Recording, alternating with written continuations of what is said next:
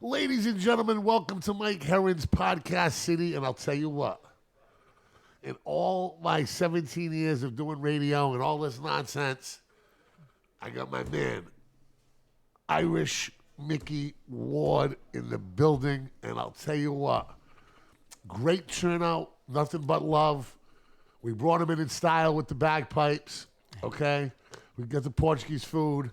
It's been a great, great, great day. And it's about to get better because we're going to hear more about a man whose life not only was nominated for an Academy Award, the story about his life, but just an amazing story of perseverance and toughness and overcoming multiple life obstacles that have been thrown in his way.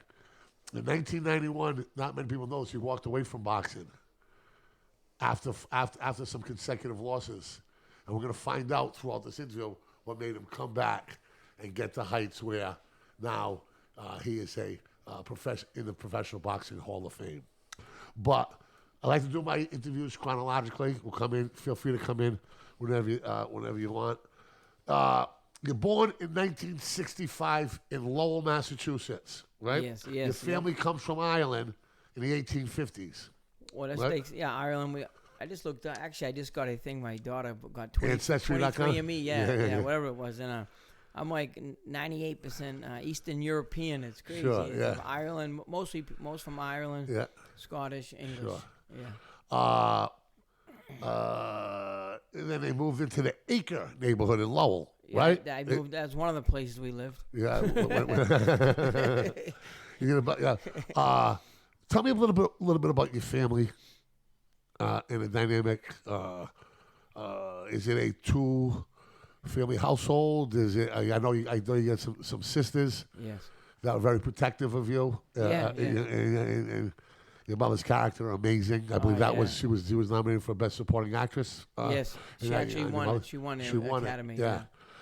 Tell me about the wards in Lowell. It was in the early 70s. We had a big family. It was 7 girls, 2 boys. Me and Dickie. And I got my nephew Sean here. His sister Alice was one of the 7 sisters, and they were obviously protective, and they weren't like crazy overprotective. Actually, they were, but that was all good though. It wasn't nothing crazy, But as you've seen in the movie, like a lot of them didn't like my wife Charlene, and they did get arguments. No fist fights, but they got in arguments, and sure. There was no love lost. One of my favorite scenes in the movie is them rallying the troops, getting in the car, going to like the Griswolds. No, that never. no, yeah. We're gonna talk. But I'll tell you. We're gonna talk about fact and fiction about the movie a little bit. Mike, it would have happened if that happened. I'm sure. You know what's funny? I tell everybody all the time, Fall River, tough town, tough guys, blah, blah, blah. Let me tell you something. The women are the real killers around here, dude. Believe me when I tell you that. Because they've been dealing with our nonsense for 150 years. They're the real tough ones, believe me. Hey, you want to see somebody clean out a bar? Yeah. I've seen it here 100 times with the women and the wives coming there and doing it there. Yeah. So, obviously, a little something about that, having sisters. Now, who was the oldest in your family? My sister Donna. Donna. She was married to Bo James, was a good professional fighter, too, from the area. Yeah. Sure. Her and my sister Gail was my second oldest. She was married to Larry Carney, which was a New England champ. Bo was a 5-time New England champ. But so you were Larry born was into a the champ. boxing culture? Pretty much. You were born into the boxing culture? Pretty much. Well, Dickie from Dickie. Yeah. And then they married like boxers, whatever. Sure. But just from Dickie. And Now, how much older is Dickie than you? Dickie's 8 years older than I am. 8 years older. Yeah. Me and my brother have an interesting dynamic. Older brother, younger brother. People call him Mike, me Chris. Happens Like all the I time. did earlier. So, you know what I mean?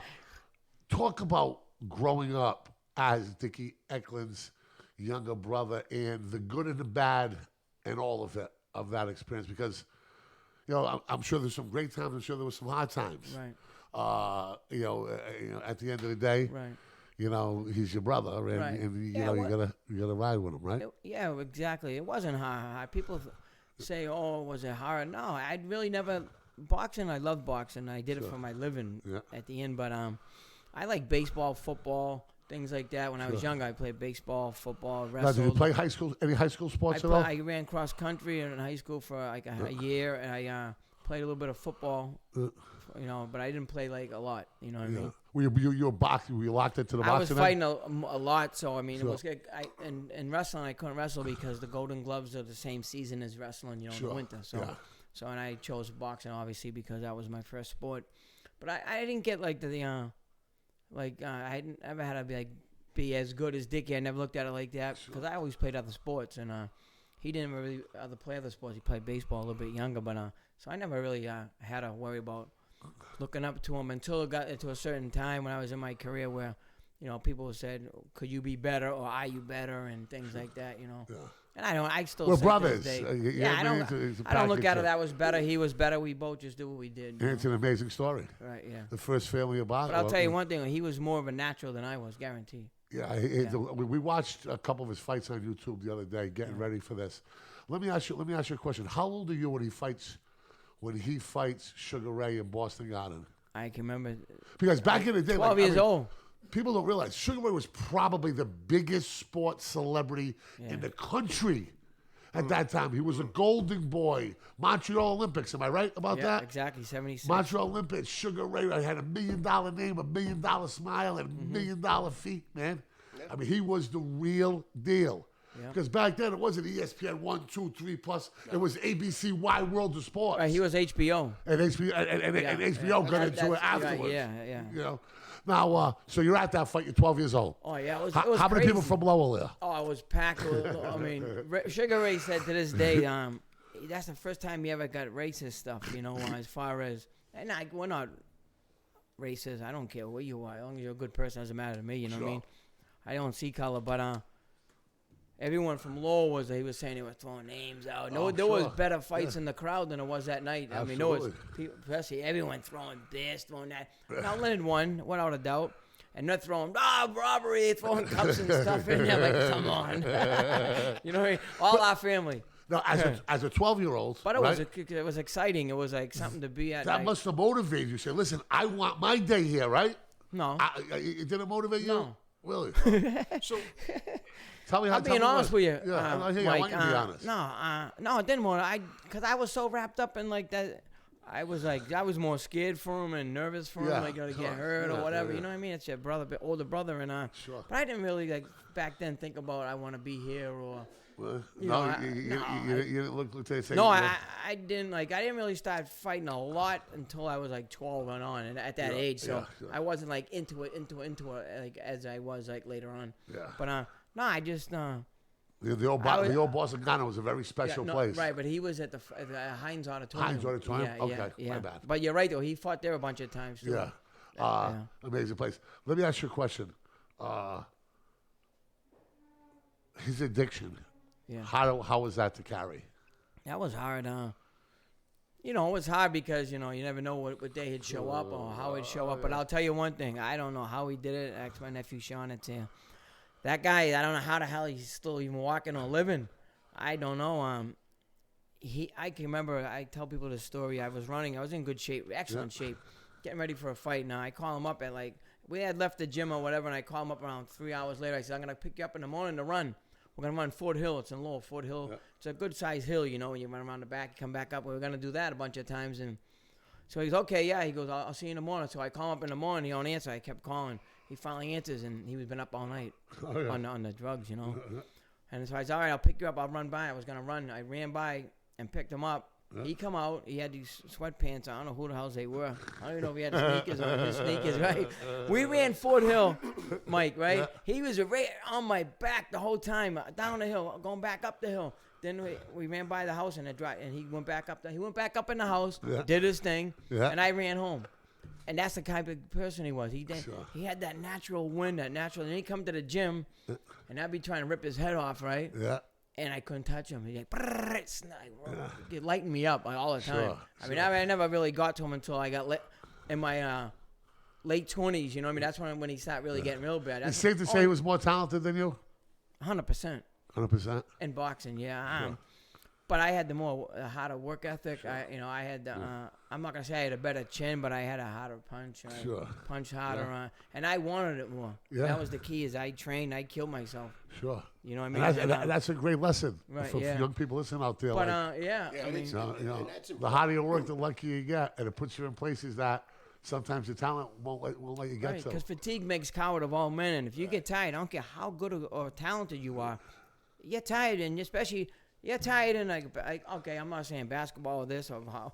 If you get tired, you get pulled out. In boxing, you get tired, you can't get put. No, you got to take a goddamn beating, or you quit, or you stop. And that's one of the things they talk about in boxing is the training. And when you think you're in the best shape of your life, you need to go 3 rounds on a heavy bag, and that will tell you. 100%, yeah. And, not just worrying about you're worrying about your condition. Obviously, you got to keep your hands up. You're on your legs the whole time. And then on top of that, you get someone trying to rip your head off. Someone's not like throwing you up in the air and wrestling and whatever. And that wrestling's like one of the hardest sports there is. Don't get me wrong. And Lowell's got a big history in wrestling. Yeah, big. Wrestling is like probably is right up there with boxing as far as the condition and stuff. But the only difference is boxing, you're getting hit. Yeah. And you're getting your head taken off. Yeah. Whereas in wrestling, you're not. So that's the only probably difference. But the conditioning part is just the same pretty much. Yeah. Now, let's talk about your Golden Glove career, because that's when it starts getting real serious, right? Yeah. Well, when you start winning New England Golden Gloves, then the field the herd starts to thin a little bit. We used to have the Golden Gloves. There's some guys from the Bedford could probably testify to this if they're still here. These be held at Lincoln Park Ballroom. Okay, and there'd be 5,000 people. It was crazy. Wow. Boxing was big. And now it's kind of diminished, right. But. You got and the New Englands were held in Lowell. Yes, exactly. New England, yep. Did you win the New England Golden Gloves in Lowell? Yeah, I won a novice at 15 years old. I won the open class at 16, and I beat a kid from this area, John Arias. Yeah. He was a New England champ prior, alternating boxer and stuff, and at 125 we were at. Was he from Far New Bedford? Yeah, he's from this area around here, and what a fighter he was. Very good, very, very good. And I ended up beating him, and I ended up winning the New Englands that year, and along with Davey Garvin, Troy Toms, Joey Duvall. Those guys are good fighters. They were like ranked in the United States. They're like in the top 10 of the United States, and we had a real good team, and that's where it took off from my boxing. Sure. So those are the guys from Far that you fought with? I didn't fight against them, but we were on the same team. Yeah. They were hell of fighters. Could you remember Chris McDonald? Yeah, Big Chris, the heavyweight. Yeah, Chris was a great fighter too. I remember my father getting very upset that Chris he could got robbed. Fight. He was an alternate, wasn't he? On the Olympic team. Yeah, he got robbed against Marvis Frazier and James Broad. Yes, he got robbed. Yeah. And of course, you had the kid Andre McCoy from the Bedford. Yes, Andre who McCoy. passed away in a plane crash in Poland, I believe. In Poland, right? yeah, the Olympic, not the Olympic team, but the U.S. team. Yeah. So so you win 3 Golden Gloves. Okay. I won 2. Okay. Well, they say I won a great or low my third year. You love boxers. They're honest as hell, right? Right. I won the novice my first year, Open New England second year.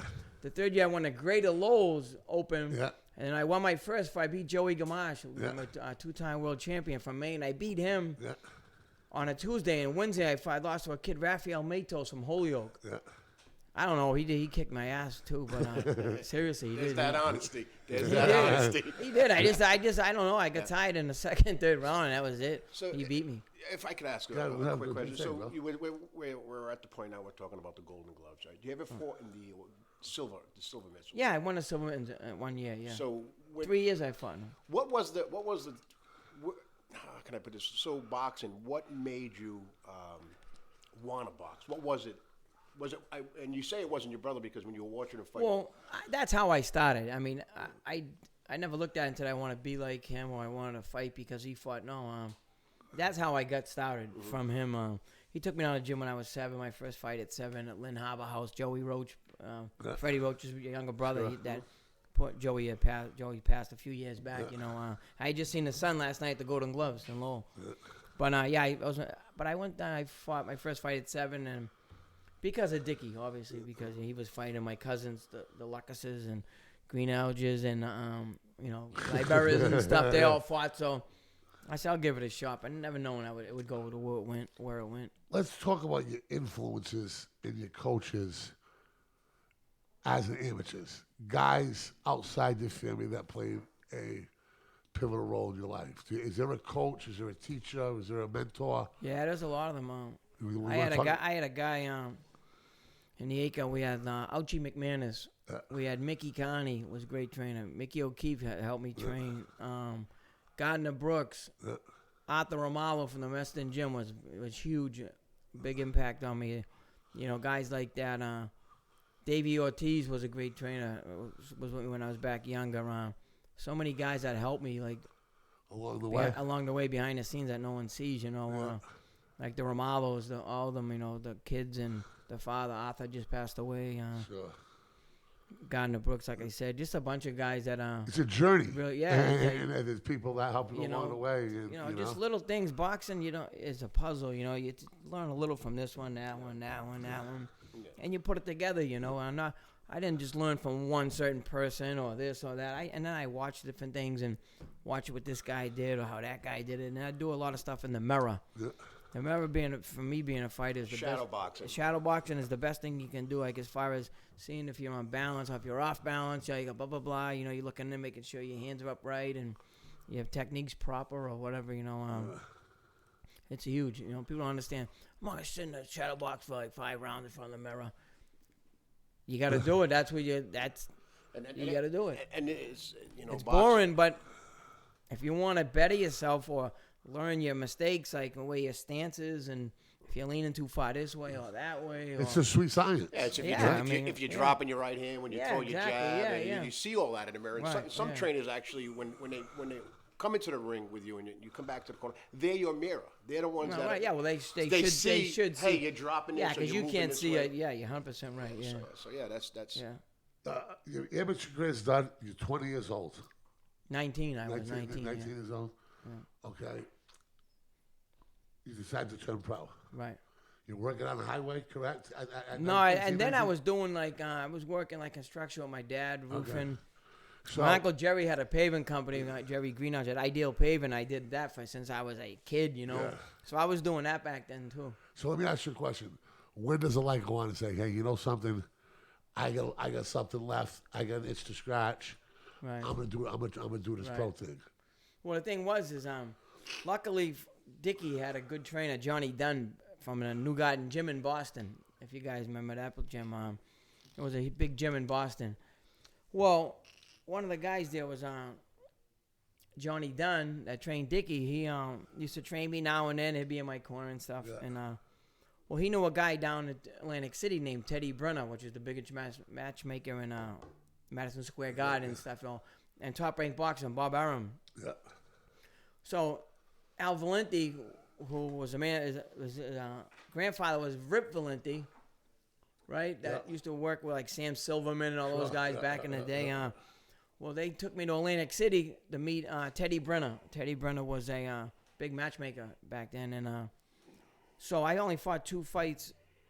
On my 3rd fight, he took me down to Atlantic City to fight on ESPN, and I fought on ESPN like 28 times. I got the record, but that's how I started like going. I just started just to try boxing just to do it. What was your first paycheck? Your first fight in ESPN? My first fight was $400. I think I got $100 around. Yeah. ESPN was like $100 so I think I got $600 for 6 rounds. But then you got to pay your cornerman. You got to pay your cut. Yeah. Right? So there's a lot that comes out of that too, right? Well, and then your friends who you borrowed $100 so they pay when you get paid for the fight. And then you end up. It sounds like a Friday night with me. Well, I didn't give no one nothing. You're not being down $400. No, I didn't give him nothing at the starting because I said, the hell. Come on, I'm not giving a third of $400. What the hell you want? Don't give me nothing then. What the hell what's that going to do? No, but they didn't take nothing right away. Yeah. Usually they're not supposed to take money till you start making money. Yeah. You know, good money. But I mean, but even still $400. It was like, it was crazy. Like the people from Lowell that came down to see me in my first few fights. You know, they used to take buses and down from Atlantic City, right, to and there'd be a small crime wave. From Lowell to Atlantic City. Crime wave. And there'd be a small crime wave. There was better fights on that bus than the fight, 100%. The people from the buses tore apart, and they said, well, don't ever give those crazy people from Lowell the bus again. That's right. Yeah, all of them. Oh, yeah. I know the feeling, they come off that bus hammered. Oh, yeah. We did it for my brother at Madison Square Garden in Mass. Believe me, I know. I would not get anywhere near them buses. I get in trouble easy enough. I don't need a bus full of lunatics to get me there. Okay, as a pro, right? You're 21-3. No, this is gonna be the low point. You lose 4 straight matches. Right, yeah. You know the guys you lost to? I got them in front of me. Yeah, I lost to Harold Brazier, Murray. Charles Anacho Murray, Tony Martin from Philly, yeah, and Ricky Myers, yeah. What happens there? You know what happened was losing the first one. I should have got what I should have done is after I lost that first one, I should have had a couple fights, easy fights to get my confidence back up. You know, bad management, possibly. Well, it all comes down to me. If I take the fight, it's on me. Yeah. You know what I mean? I don't blame no one for my losses. I don't get that. I don't care. You know. So I took a fight. Then ESPN says, okay, well, if you take this fight, you can get this fight. So it's almost like they don't make you do it. It's like that jigsaw puzzle again, they don't right? make you do it, but if you don't do it, you're not gonna get that shot, or you're not gonna whatever. So you take another fight, another loss, another one. And my confidence was like way down. I was like, the hell with this, you know. I'm like, I'm just getting thrown in with the top guy. I was fighting Frankie Warren was like number 3 in the world when I fought him. He had just like beat Buddy McGirt, that was a world champ, Hall of Famer. Yeah. Then Buddy beat him at the second fight. But Buddy's a trainer now. Yeah, Buddy McGirt became a trainer, But he had fought Buddy back in those days. Charles Murray. Yeah, and Charles Murray was a fast, strong up in Rochester, New York. Yeah, it was crazy, So can I add, just out of the 4 you lost, we're speaking about now, who do you feel was the toughest loss to take out of those 4? Ricky Myers, the last one, because he was made for me, basically, and take nothing from him. He could fight. He was a tough kid, very tough. But I just didn't have that like confidence. I didn't have that like I wasn't gonna stop. I wasn't gonna quit. I wasn't gonna whatever. But I just didn't have like that. Je ne sais quoi. I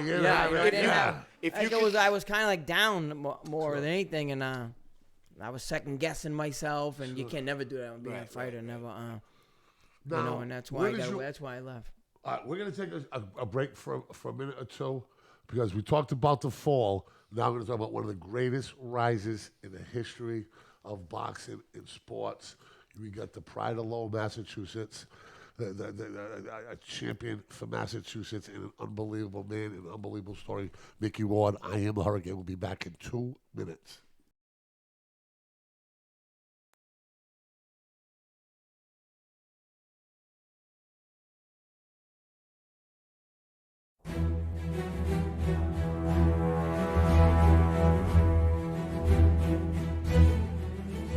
Life around here can be hard. Money's tight, unemployment's high, and sometimes opportunity seems too far away. You work hard and often. At times, you might not have the time or the energy to fight. The insurance companies in corporate America have endless resources and their pockets are full, and they don't fight fair. That's why when it comes to your legal matters, you need someone who's fought them and won over and over again. Someone who's going to take it personally, not get intimidated, not get bullied or pushed around for an early or unjust settlement. My record is proven. The results are clear. Let me and my firm fight for you when you need it most. At Excel Recycling, we want to turn your trash into cash today. That's right, cash money immediately for your old appliances, old automobiles, metal wire, and scrap salvage. Excel has 3 locations in the South Coast. 17 Hill Road in New Bedford, 37 Charlotte White Road in Westport, and 15 Ridge Hill Road in Asona. Nobody will pay you more than Excel. At Excel Recycling, we want to turn your trash into cash. Come see us again at 17 Hill Road in New Bedford, 37 Charlotte White Road in Westport, and 15 Ridge Hill Road in Asona. KB Glass Company can cover all your needs. Commercial, residential, storefronts, glass replacements, custom showers, and mirrors. Whether it's for your business or your home, KB Glass is your one-stop shop for all your glass needs. Call KB Glass at 508-677-7179 or 401-639-2716.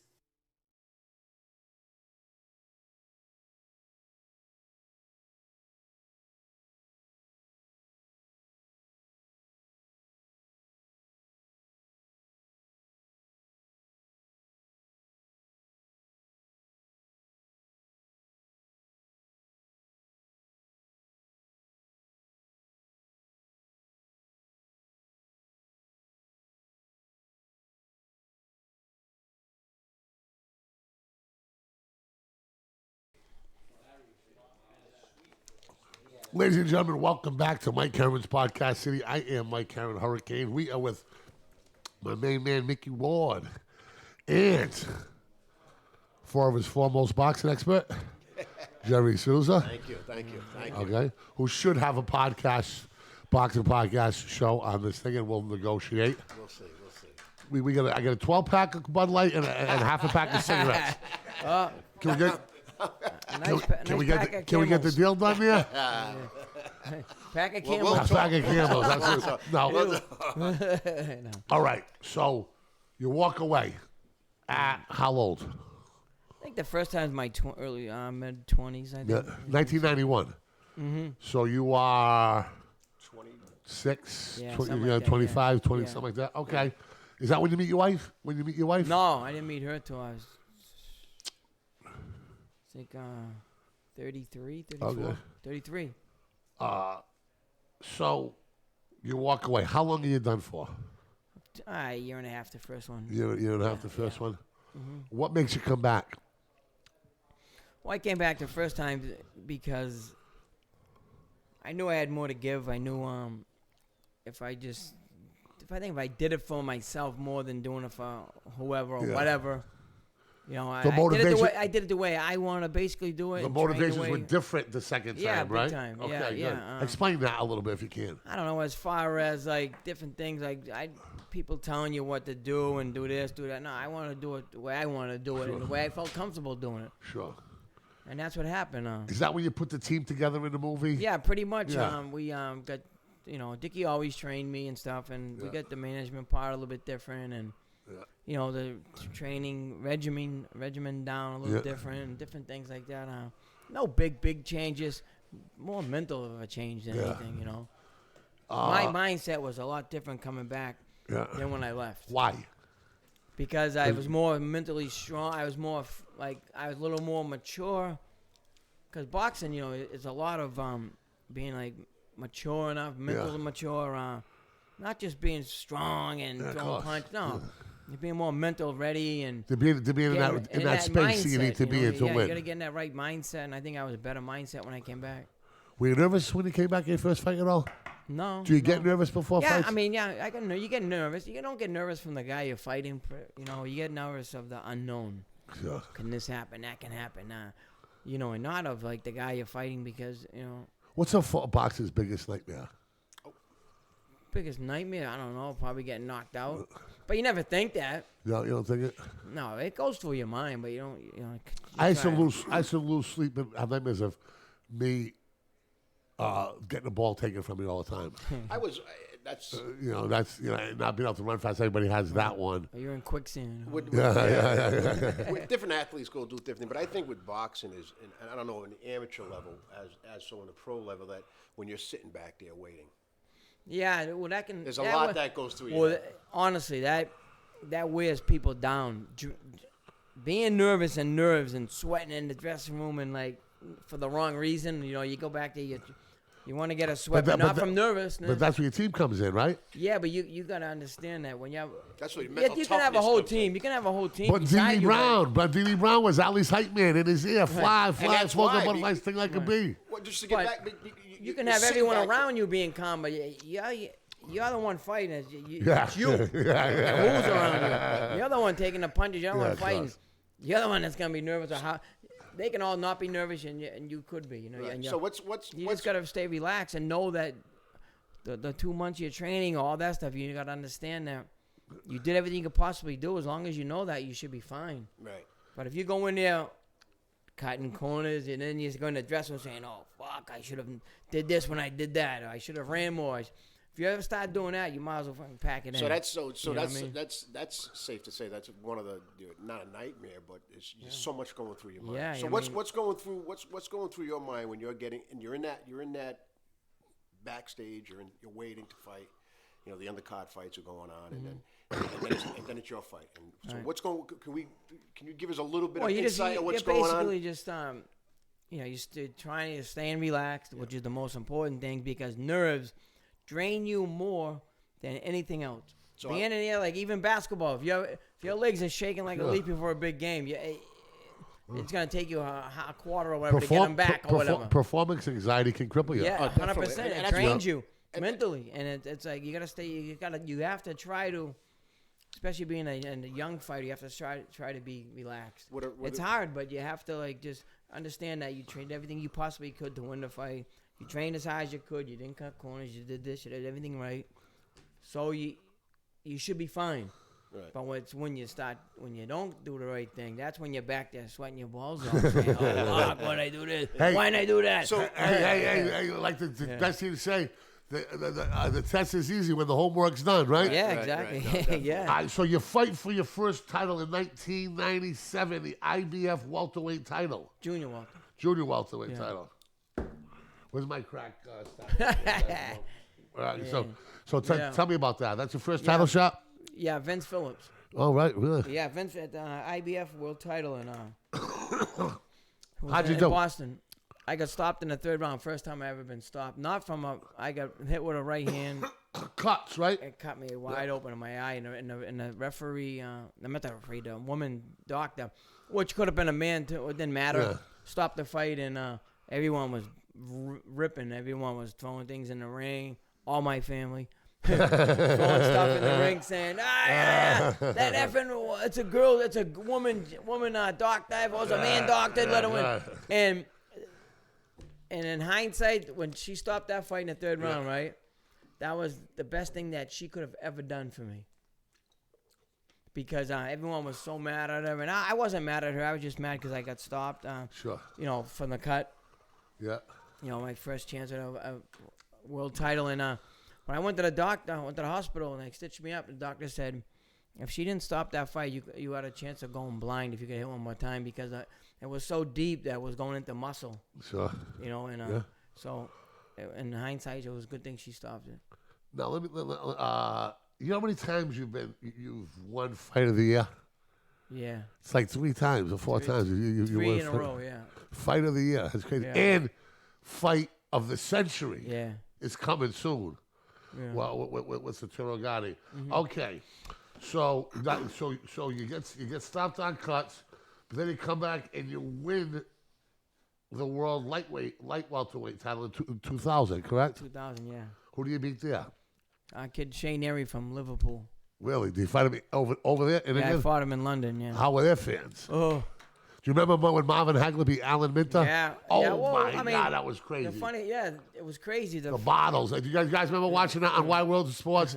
He got robbed. He beat Interfermo like a dog. Oh, yeah. Okay, they robbed him in Vegas. He had to go all the hard way again, and they were throwing real beer bottles, like hundreds at a time at him. Well, they were crazy. One of my favorite YouTube clips. Yeah. Well, when I walked out, they were like booing, boo, obviously, because I'm from, They whistle, don't United they? States. Is it a whistle there? Yeah, Bo? they whistle, whatever the hell they do, but it was loud. And, and I was like, I expected it because, of course, I'm in his home country, what I mean, and I'm close to his hometown, and but I mean, as the fight went on, they were like respecting me, and blah, blah, blah. And when I won, they were clapping too. It was funny because they kind of like, Yeah. I was English too, Irish, English, whatever. So I wasn't like Sure. a Mexican going over there, which is nothing wrong with that. But I mean, they probably, Yeah. I don't know. Yeah, no, I hear you. They appreciated it. They appreciated Yeah, I gave you it know? my all, you know what I mean? And What'd that feel like to have a belt around you? it was good. It was like finally, but Did you party that night? not really. No? No, I was too Party the tired. night after? Too tired. No. On the way home. On the plane, yeah. Okay. Emmanuel Britton, Fight of the Year in Yeah. 2001. That was ringside. Wasn't it ringside fighter of the year? Ringside. Ring Magazine. Ring Magazine. Yeah. All three of them, yeah. You beat Shane Neely, right? Is that Neary. what we're just talking about? Near, Right- yeah, right 2000, there? yeah. You lose to in 2000 right there, okay. Yeah. So how do we get to Arturo Gatti? Well, I fought a kid, Jesse James Lehar, in San Antonio, and In July 5th, 2002. right, and he beat me a decision. Well, not a decision. He won on a technical draw, draw, whatever the hell they call it. Yeah. I hit him. I know we seen it. We looked at it after. I hit him with a left hook, and he opened up. Yeah. His eye opened wide up, and they stopped it. He was like a media darling, Jesse James Lightheart, a little bit, right? What? The powers that be a boxer were Well, he was promoting a him. former world champ. He won a 130-pound world title, I think, or 25 with Zuma Nelson. He had just beat or whoever, something like that. But they said I headbutted him, and so that's why they stopped the fight. And they went, so they stopped it. You can see it in the corner. They wanted it because after 4 rounds, I believe it is, isn't it right? 4 or 5 rounds, they go to whoever's ahead. And I'm never ahead in 4 or 5 rounds in any fight. So they win 4 rounds. They said Joe Souza, Joe, I can stop the cut. I can stop the cut. He never would stop a fight. Joe, 'cause he was Gaddy's cut me in too. One of the best, right? One yeah, of the Joe best. Souza, yeah. So Joe said, we can do it. We can work on it. So they let the fight go after 5 rounds, and then they came in the corner and goes, Joe, how's the cut? Oh, I can't stop that cut. They got to stop the fight. We can't stop it now. So now they knew he was ahead, and so they stopped the fight. And I was ahead on 1 card, and he was ahead on 2. So they gave him a technical win, whatever the hell they call it. And the next fight. And then they said, I think HBO gave me that fight because of how that fight ended. So and they knew me and Gary would probably be a great fight. On paper, it was a good fight. How it would be live, who knows? Styles make great fights, right? Who knows? But so I think they gave me that fight with Gaddy just for makeup for that loss with Lehar. What did you know before we get into it with the guy? What did you know about him before fighting? You must have heard of him and what type of fighter Gaddy he was. Toro? Yeah. Oh yeah, I had watched him. I went down. I was telling Sean on the way up here. I went down to Madison Square Garden to see him fight Teron Millette. Was a former world champ. He knocked out Millette in the 5th round or something, or 4th round, whatever it was. I went down there, but I never think I was gonna fight him. But we had an idea that we could get a shot at him. And so I went down to see it. But I had watched him on TV. I knew he was a very tough guy and stuff like that. Promoter's dream. You get an Irishman and Italian going at it, right? I mean, that's as old as boxing. Right, yeah. So the fight finally, I went down not knowing I would fight him, but the fight happened, and we said, yeah, definitely. I was in a win-win situation because what the hell? I mean, I had the losses that I had to get that kind of a fight, and I got very good money for the first fight, not as good as the second and third, but life changed after that fight, man. Yeah, shoot, yeah. We watched the last 5 rounds at the place I donated the food today, and it took me back. I got goosebumps. I was jumping up and down on Randy Na's couch with 4 of my friends. We started watching the fight with limited expectations. We knew, man, we were rooting for the local guy. You turn on, hey, that fight. We're like, yeah, okay, we're gonna watch it, and then the crescendo build up. I mean, there's some people here that might have some great stories. Anybody want to share? So you want to talk about? Anybody have an interest to talk about where they watched that first fight at all? Yeah, come on up. Come on, right there. Grab it. I went to the Civic Center with my good friend Steve Gardner, teacher at New Bedford High. A bunch of teachers from New Bedford High and coaches. And Ryan Welch is my godchild. So I bought him tickets with my son to go see that bout. It was electrifying from the beginning. Non-stop action. I don't have to tell anybody here. You think Gotti was taking him, and then within seconds, Micky's back doing the same thing. It was just up and down, up and down. I've never been to a more exciting athletic event in my life. No, I mean, it's the top 5 on my hand of the most exciting things that I've ever seen in my life, and it's when something exceeds your expectations up by 1,000,000 times. It was magic. And the announcers were unbelievable. We watched the last round the other day. I think the last round you both threw 191 punches or something crazy. I forget. Something insane like that. It was That insane. ninth round, was that the round you put him down? Yeah. Yeah. And he got up. I thought that fight was over. Yeah, me And then too. Everybody in that place thought did it that get fight- stopped like before the 10th round or something like that? There was some confusion, right? Yeah, well, the thing is what happens is legally, I guess, if a trainer or someone goes up on a ring apron, they're supposed to stop the fight. Yeah. And Buddy did that, or one of them did it. I don't know who did it, but so I thought the fight was over. I'm like, oh, wow, thank God. And Frank Cappuccino goes, no word of a lie. Frank Cappuccino, which is passed since, he was an older referee, good referee. Like, he goes, no, get back in your goddamn corner. He goes, fight ain't over. What are you thinking about? I'm like, fuck, you bastard. I'm like, I'm thinking about some rest. yeah, exactly. So that's when the 10th round came out. I mean, he come out and probably beat me the 10th round, but it was just it was good. It was a great fight. Split decision.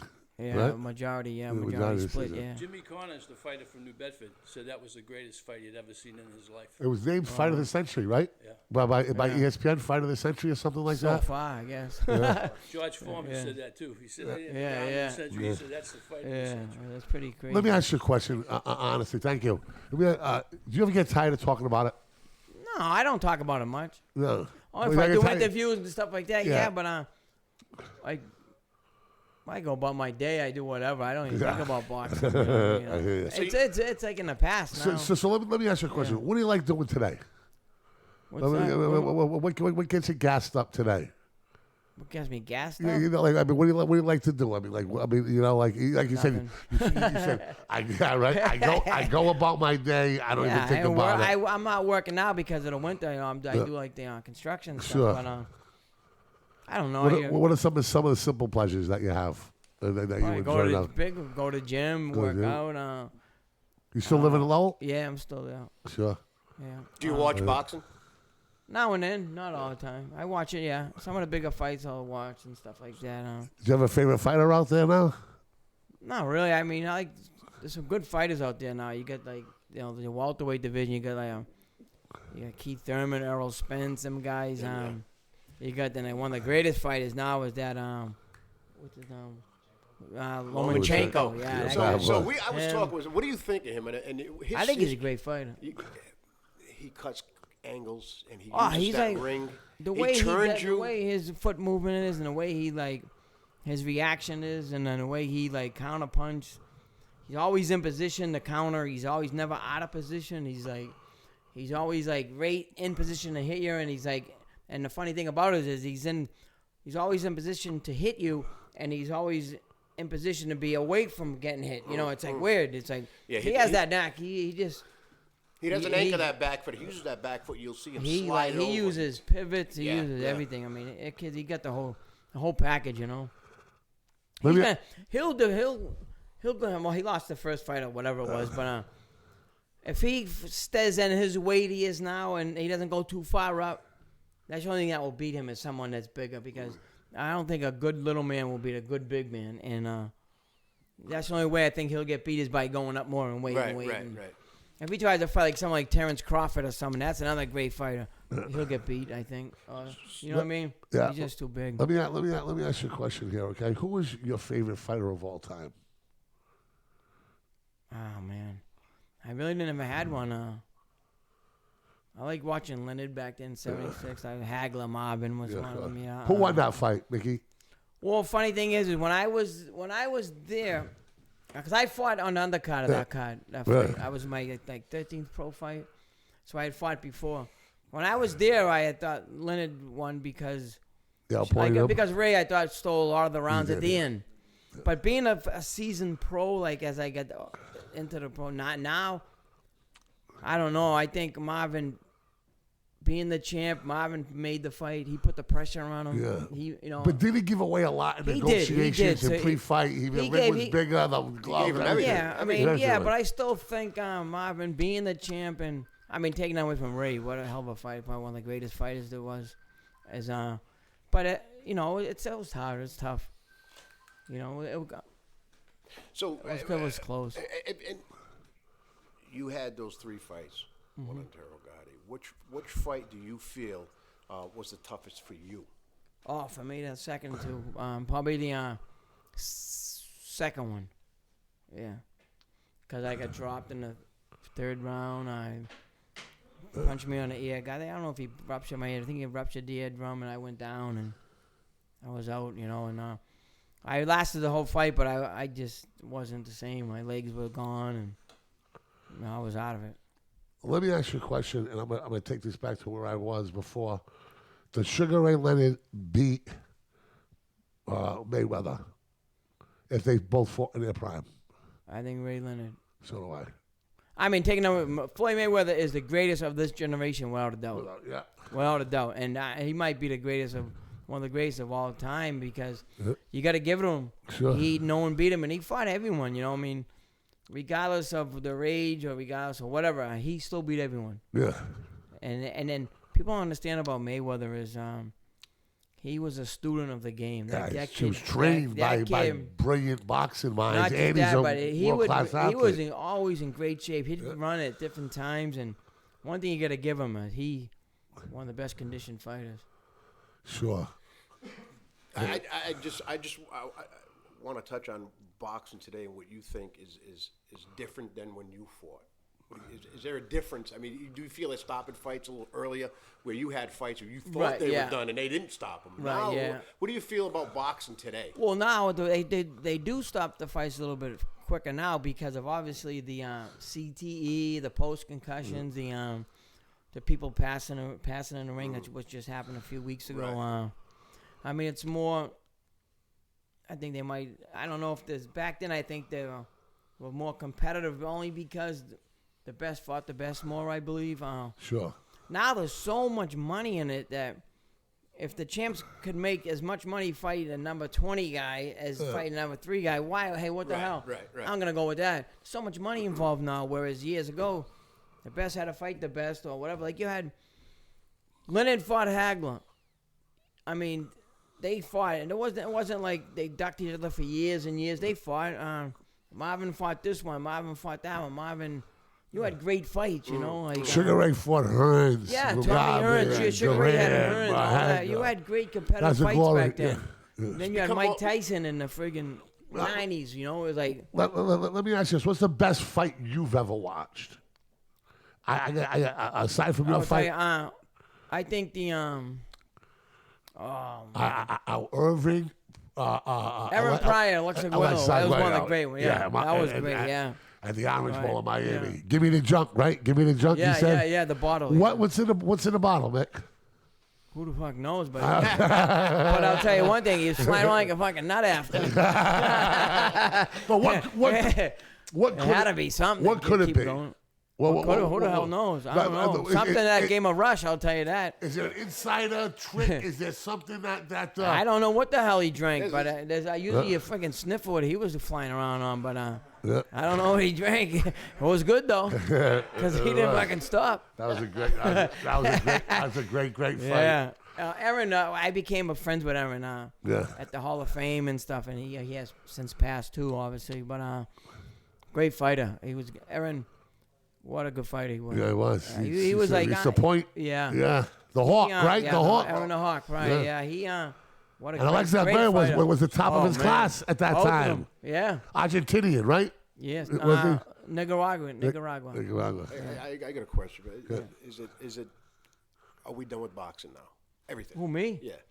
Yeah, I'm obviously competing, but I think no, but I'm saying I've had a training gym, and I'll be back. I think training stuff and things like that. Yeah. So you got local guys that are gonna go through. Yeah. I train a couple. Well, I don't like train no yet, but my nephew Sean has a gym, Box to Burn in Westford. That he's doing very well with. I maybe we're doing something down in Florida. Opening up a gym down there in Southern Florida, and I'll go down there. So would it be safe to say we might see you again? On TV, but it'd be more boxing. More. It'll be more basically. I love boxing, but it'll be more basically. I think corporate stuff. More the boxing workout. Yeah, of course, you know what I mean, of course, and like that. Yeah. And we talk about how important that is. Yeah. Now you had Untitled Gotti had asked you to work in the corner with him. Right. What was that like? That was crazy. We became great friends. You know, but. It was crazy. train the guy that you fought 3 times and stuff like that. But we became best of friends. It was easy to train him. Obviously he didn't win the fight, but at that point I think he trained good. He was in great shape. He was ready. I don't know what the hell happened from the dressing room to the ring walk. The fight came right out of him because he was in good shape in the gym and he was moving around. Something that's going to happen from the time from we put the gloves on and going into the ring walk. He just got to never come out of him. Do you feel you guys are intrinsically linked forever, even though he passed away? Yeah, pretty much. I mean, when you say Micky Ward, God is going to be around the corner. And you say that. Isn't it amazing how one night, one special night, can merge 2 lives and crash them into one another? No, right, like Ali Frazier. It's the same. Hagler, Sugar Ray. But they fought 3 times. Yeah, but the names are there. When you mention one, but they intrinsically, I don't know about that. Well, it's like Ali Frazier. You had Basilio and Ray Robinson, whatever Jake you had. LaMotta, Jake LaMotta and Ray Robinson, I should say. Joe Louis and Max Schmeling. It's so we're linked together forever from that. Yeah. Do you have a regret in boxing? A professional regret? No. No. Is it a decision that you if you could make it made it differently? No. Good for you. No. Yeah. No. Honestly, if I did something wrong, I did it because I did it. You can laugh, but we're all fallible. We all we make mistakes every day. No, every right? human being walking around makes mistakes. Is there one? I made plenty of mistakes, but not enough to say if I did that, I'd be different. So there's nothing you would change. If you could go back and change anything, maybe I move my head a little more. There you go. How important is head movement, right? Yeah, right it is. Yeah. Yeah. So when leather tastes like home cooking, it was time to get out. Yeah. So if Micky Ward could change anything in today's world of boxing, would there be anything you would change? That now that you see the way boxing is going today, I would probably what I would do is I would have I would change the way in insurance and stuff for fighters and the way they have unions in basketball, baseball, football, whatever. Boxing don't have that. We don't have insurance. We don't have Joe DiNucci tried to do that. We don't have right. Teddy Atlas talks about that. Yeah, exactly. We have to have there should be a percentage of every purse that big goes fight taken out that goes to a pension fund. Goes to a pension fund for fighters because we have nothing. At the end of the day, you give your blood and guts out there, and what can you actually do with a goddamn belt? Can you go into a market basket with a belt and say, "Can I have this and that?" No, you can't. I can do that. Hey, Mick, you don't have it. Hey, you take that belt home with me at 4 of a night. We can do a lot with that belt. Yeah, but we can't go to the package store and buy beer. Oh, yeah, we with can. it. Yeah, we can. We can get a few cases with that. I don't know how much time we have, but I just. Right. But what I would do is I would try to get some kind of a thing with insurance for fighters. I'm not saying every single fighter because boxing. You don't have to be go to college to be a football player. You go to college to be a football player, baseball player, basketball. Boxing, you can just put gloves on and turn pro. It don't matter. Off the streets. You come right off so the streets. I don't say every damn fighter. Right. I'm saying you got to be qualified, championship rounds, so many rounds. You got to be in the top 10, whatever it might be. Those guys that give their life and guts, they walk out of that ring, right? And 5 years, 10 years down the road, they have CTE, they have the post-concussion, they have nothing, no insurance, they can't work, you know what I mean? They're drinking, drugs, whatever. We should have a thing for those poor guys, Absolutely. you know what I mean, and help them out. Absolutely. Let me ask you a question. Is there another young Irish 10-year-old, 11-year-old hanging around the gym in the Aiken neighborhood, a Lowell, that is going to be the next Micky Ward? I don't know. Who knows? I mean, I don't know. I bet you will. I bet your story is fascinating enough. Yeah. I bet you there will be someday, my man. I hope. We'll see. The movie, right? One thing me and my brother did with the movies about us in the books, we maintained full cut control. Did you have full cut control of that movie at all? Could you take scenes out that weren't accurate? Well, we would go over it. I mean, we used to go to Mark Wahlberg's place up there in Beverly Hills. Me and Dickie to fly out and talk to Christian and him, and we had a lot of input on it. But I mean, on like the boxing scenes and things like that, like we had a lot of yes, it happened that way. Or, you don't want it too far fetched, you know what I mean? Sure. So we were there almost every day, like going over like this and that with Mark and Christian and David O. Russell, the director and stuff, which is a great guy, great director. We did have a lot of say, but once the acting part, like once the street stuff, and we're not the actors. I mean, stuff like that. They got the script, they ran with it. But the boxing scenes we were there, we had a lot of say on that. Was there any street scenes that upset you? And that was there anything that you said, man? No, but I got a funny story. Let's hear it. I got a real funny. We're at that. They fly me and Dickie out to L.A. to watch do like a premiere. Wait, like a dry cut they call it, whatever it is. Yeah. So they send us out there and we're watching the movie. So it's me, Christian Bale's with his wife, Mark, Dickie, David O. Russell, all the executives of Paramount and all that, all these high guys. I don't know who the hell they are, but. So we're sitting there watching the movie, and the part where Dickie's jumping, my mother knock on the door.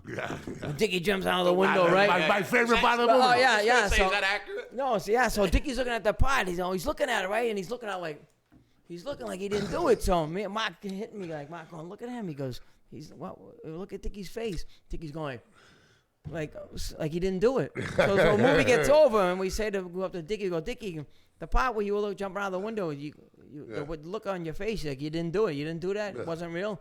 He goes, yeah, it was fucking real. But I went out the third floor, not the second. He goes, and there was no barrels under me. He goes, I knocked myself out. I got up and ran. He goes, they didn't fucking catch me. You ever think about writing a book? I have a few. Well, they had wrote a few of them. Really? Yeah. Good. Yeah. But that was crazy. Listen, today's been an absolute pleasure. Thank you. Okay, I want to thank everybody that's come in. You're the first of again, you're my number one pick, man, and you're bigger than boxing. Thanks, you're an inspiration to every underdog out there who battles with a million different things to get to the top. Right. Okay, so I love you. I'm proud of you. Appreciate it, man. Absolutely. Thank you, too. If anybody here wants to ask him any questions. Thank you so much. Right now is the time to come Thank in. you. We don't want to keep him here too long. Anybody want to ask him any questions? Bertie, you got any questions? Come on, Bert. Hold on. Can I? Yeah, absolutely. Ask him one. So I'm going to ask you one question. I get a lot of slack. Yeah. What do you think of boxing? And we know how we hear stories how boxing's changed a lot of people's lives and actually saved them from doing lots of different things. Right. What do you think about boxing in high school? Boxing in high school? Yeah. I mean, if it's regulated and if it's like the right person's watching it and you get the right headgear on and stuff, Like USA no problem. boxing. USA, but it's got to be like monitored. You know what I mean? You can't just have Right, someone no. in there, a gym teacher, that don't know what they're doing or what they're Exactly. watching so for. If you it's know? done right. If it's Yeah, done right. I'd say yeah. But it would get a lot of frustration out. But then again, if a lot of kids that get, it could go both ways. Yeah. But That's I think just it'd be the good. thought. Right? Yeah. That I know they have it in different high schools down Right, in right. Florida and stuff like that, and in the Navy, Army. Yeah, as college, long as it's boxing. like regulated good, Definitely, Right? Yeah. definitely, because it change. I mean, you look at a lot of these fighters and where they Yeah, came definitely. from, the streets they came No, from, right, it's right. changed their lives. 100%. Yeah. Right. Pleasure to meet you. Hey, bud, how you doing? Nice to meet you. Just a quick question. I watched boxing for years. Grew up, in the 70s. All the heavyweights were well known. Kenny Norton, all the big names. Right. What, in your opinion? I mean, we knew all the boxers back then. It doesn't seem like people follow it the way they did back then. Nowadays, you hear the big names, but you don't know about all the smaller guys. Right. Yeah. What is it that you would think boxing could do to bring the popularity back? I don't know. I don't think boxing will ever boxing probably is it was the oldest sport there is. I don't know, but more people seem to come back to boxing when there's a big American heavyweight, and not against other countries and stuff like that. But it's a heavyweight division that pretty much carries boxing, and for a while there, we didn't have a heavyweight champ. It was all European. Which was never before. Now we do have Deontay Wilder. You know what I mean? He's got a tough fight with Tyson Fury. That guy's crazy. But we do. I think we're bringing more people back. Is that the heavyweight division is exciting now because you got the Wilder, you got the Fury, You have the other guys, you know, Joshua and stuff. You know what I mean? Yeah. So, I mean, I think as long as the heavyweights stay strong, and we have the good American heavyweights, taking that away from like the Europeans and stuff. But being in America, we're gonna go for like pretty much the American heavyweight. You know what I mean? Come on, you know. But yeah, So, I agree. It's always been more live and die by the right, heavyweight. yeah. And now you're seeing a lot more fights coming back to local TV. You know, before it was all pay-per-view. That's true too. So yeah. now you got like the PBCs, Yeah, that's Sugar Ray huge. Leonard things. Right, So you're seeing a lot of fights now yeah. that are not pay-per-view, and I Right. think that's going to bring a lot of viewers. Well, back. that too, because a lot of people can't afford it, and Exactly. boxing is predominantly poor. What do Exactly. you need, fucking? You know what I mean? It's like, Yeah. you know what I mean? You don't have to buy friggin' skates every year, Well, you or used you to don't be have able to to watch buy it on this every year, or get a pair of gloves and shoes. CBS, Why World of Sports. Yeah. You used to be able to watch every, and he used to have Right. the Tuesday night with Sean O'Grady. Sean O'Grady, They used to yeah. have the Tuesday night fights, and then it went Yeah. to Friday night fights. Right, and yeah. My Pepper used to watch. And you're right, though. I think, you know, if the fights are more on Local channel. local channels, people see it because they don't, who's going to pay, seriously? Some of the prices. Pay for like $60, $70, $75 or whatever it is. I don't know, for pay-per-view. And the fight's like a one-round blowout or something. Like, what the hell? Yeah, no, it's know? true. And the thing is to touch on what you were talking about, getting to know the undercard guys. And I think that's a way of doing it and getting their names out there and Right, yeah. learning who they are, and it builds from there, and then eventually. No, maybe right, you right. know what I mean? So I think a lot more on local Yeah. local TV and seeing it on local. Right, channels definitely, first, yeah. Thank you. Why didn't think Canelo didn't fight Boo Boo Andrew to get that belt? Oh, Canelo and Boo Boo Andre, I know. That'd be a good fight. Yeah. Boo Boo can fight, you know. Good boxer. Yeah. Very good boxer. He's the real deal, Boo Boo, you know. Who knows? You know what it probably is? I don't know. But what I would think is maybe he's not a big enough name, per se, for Canelo because he saw you with the Golovkins or this or that. So who knows? And then again, there's probably no reward. There's more risk than reward, I think, in that for him. You know what I mean? I give Boo Boo a shot with anybody. Boo Boo could beat him.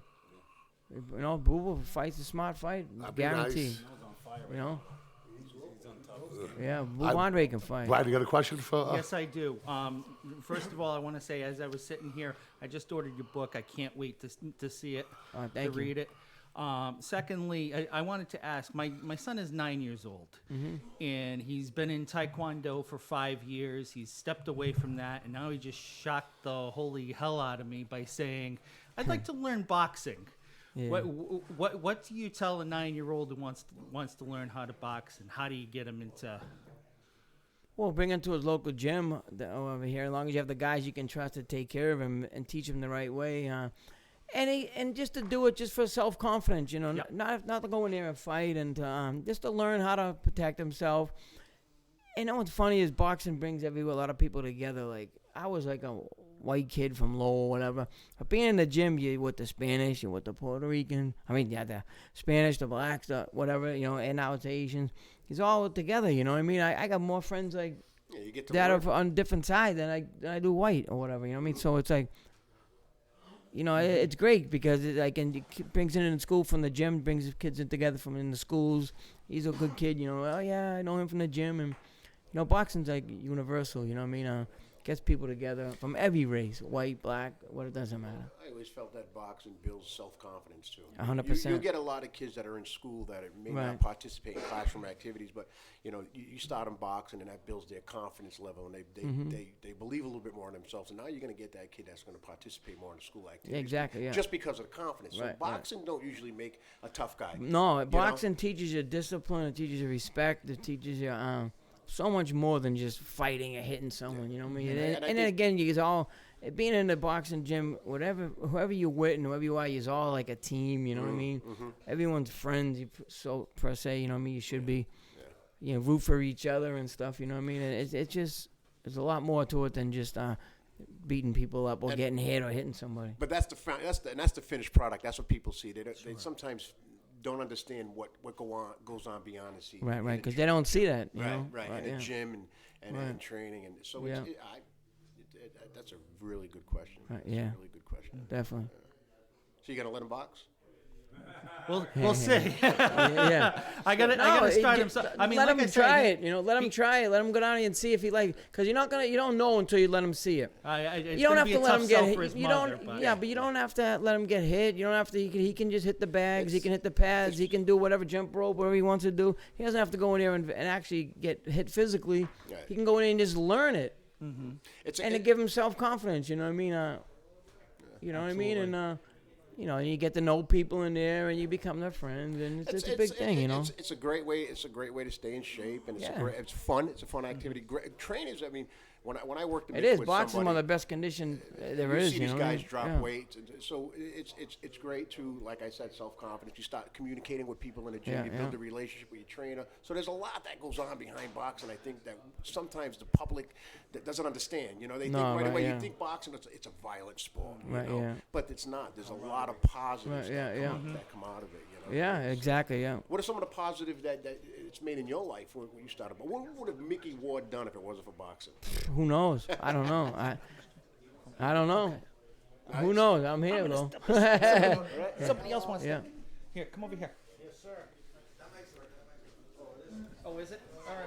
Then I'll stay. Okay, quick question for you. When you were growing up, who was the first fighter you idolized? Probably my brother because he's my brother, and he's the only guy I pretty much knew that boxed. You know what I mean? So starting out, yeah. All right, another question for you, and then the comment you made, I totally agree with. But the heavyweights today, do you think they fight like robots? No. No, but I think the more, I mean, back in the day, you know what's funny is the European fighters all fought like that kind of. They all stand up, mostly. Now they're all Americanized pretty much. All the European heavyweights Americanized pretty much because you have a lot of the American trainers going over there, training these guys, and so now it's all different now than it was back in the 70s, 80s, and even 90s. You look at Tyson Fury and the way he Yeah, the way he look moves, how he moves he's for like a middleweight. heavyweight. Yeah. I agree. He's tough. Yeah, he's very fluent. I'm telling you, that's going to be a hell of a fight with him and Wilder. So do we get a prediction? No, I never do. I just say it's going to be a great fight. We're gonna break this. It'd be too long to share on social Yeah. media, so You got it. we gotta break it. But I do have one young man who'd like to talk to you off the air. He won the Golden Gloves twice. All right. So I wanna talk to you. So, Excellent. let's break that up, man. Thank you, buddy. Appreciate it. Amazing. Brian, you come in for a sec. Sure. All right, let's Thanks, shut man. this down. Thank you. Okay.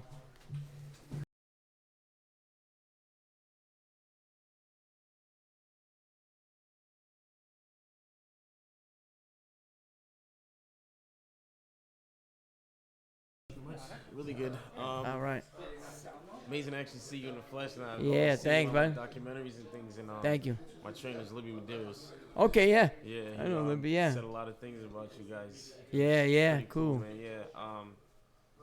Yeah, like I don't know. I can't believe I'm actually sitting here right now. Right. But yeah, I'm getting ready for the Golden Gloves this year. Are you going in? Yeah. Yeah. So I was there last night, fighting yeah. On February the 1st. I think Okay. that's when the What last weight are you? Finals are 165. Oh, okay, okay. Yeah. Now, have you fought him before? Yeah. Huh? You fought him before, right? Yeah, I won in 2017. I won the sub novice and the novice title. Okay. And I ended up going to Lowell. I lost on a decision there. And Okay. Then the following year, I ended up going up in weight for a little bit at 178, and I won the title there. The New England? Yeah. You went no, to no, that? No, not the New England. I won the Southern New England. I Okay. won both times here. I tried Yeah. to win at Lowell, but Right, I that's ended up all right. losing But on this would be a decision, year. but yeah. You know what I mean? So, Yeah, You know, I'm just- just gonna keep pushing. I want to turn pro eventually. So. Right, yeah. I'm planning on doing it this year actually. So. Excellent. It's probably be the last run. There you go. Make the best of it, you know? Yeah. Yeah, it is. All you can do is just train your butt off, and that's where you win the fight, seriously. Yep. Running. I mean, once you get to a certain level, everyone knows not everyone, but most people know the basics and how to fight. Yeah. It's who's in better condition, who wants it more. I'm telling you, Yeah. you gotta run. Comes down to those last couple That's of punches. Yeah, you're right. Condition is the key to everything in boxing. 100%. If you're tired, you can't do things you want to do. That's true. You know That's what I mean? true. If you don't get tired, you can do everything you want to do, and Yeah. you can do it even more than boxing. And amateur especially is more punch. Yeah. Your punch output, you know, Because that's some of the things that people would tell me also is like they notice that I like to force fighters to fight my fight. Like I'll slow them down to my pace. Right, yeah. So it's like they'll be like, oh, this guy usually throws a lot of punches. It's like, oh man, this kid is like he's slowing him down like a lot. Right, yeah. So it's like it makes him so uncomfortable that he can't like put, exactly put pressure on them and make them fight, you know. Yeah. And make sure that you have that wins. You can keep doing it too. Yeah. If you put the pressure and then you get tired, then oh boy, you know what I mean? Yeah. Like, oh, I can't blow everything out here, you know. But yeah. But what you should do when you're, especially in the amateurs, is just win every round. Yeah. Go out there and win every round. They say make sure you go out hard at the end of every round because that's the last thing they remember. They're going to remember the judges. Yeah, but the thing is just stay mentally, like, just on focus and just your conditioning, you know? Yeah. So we talked about before how important conditioning is in boxing, is that you can have all the punches in the world, you can have all the great combinations, and you can't land them if you're out of gas. You can't keep your hands Plus, man, another thing, too, is the ring anxiety, man. Well, that's the thing. But that comes with more. You know what? It comes with that is like experience too. Sparring, a lot of sparring. But you gotta understand that, long as you're in the gym training your ass off every day. Yeah. Come to fight time, you should be so confident in your conditioning that you don't have to worry so much. Yeah. Of course, you're gonna be getting nervous. That's natural. Don't let people say, "Oh, I would never." Of course, you're nervous. You're human. Yeah, you don't know what's gonna happen. Right. Yeah. You know what I mean? You're not nervous of fighting the guy you're fighting, you know, or whatever. You're more nervous of what's gonna happen. Then don't ever start think, "Am I in shape to go to a hard 3 or whatever?" You know what I mean? Or did I do enough? As long as you do enough in the gym, you'll never have that like, "Do I have enough?" You know what I mean? So obviously you gotta have a little bit of nerves going in there, but as long as you kill yourself in the gym and train hard, then it's like you can accept a better man beating you, or it wasn't your night, but you couldn't accept cutting corners that wasn't in shape. Don't beat yourself. Yeah, exactly. And don't beat yourself up. But before the fight, saying, just as long as you train hard, you should be fine. That's why a lot of the times I'm kind of happy because I got a chance to spar with like Mark DeLuca, Demetrius Andrade, Rashidi Ellis, like a lot of good pros. World champions, you know what I mean? And Mark, world-class fighter. Even Manfredo Jr., like a lot of them. Yeah. So, yeah, man, that should give you enough of confidence to say, I'm gonna blow right through this. Yeah, seriously. And you gotta keep that thought, even though sometimes it doesn't happen, or people say he's never gonna. You gotta think that in your mind, regardless of what. You can't say, what if this, that. No, you gotta think you can beat him. Who you know said what I mean? that? There was like you gotta make believe like you're the best, even if you're not. You gotta fake it because it's like that mindset. You gotta be mentally strong. Yeah, definitely. Yeah. So best of luck, man. Yeah, man. Thank you. I'll see you up there. You get there. Okay. I'll be there. All right. Thank you. Then you got it, buddy. Have a good luck. You too. You got it.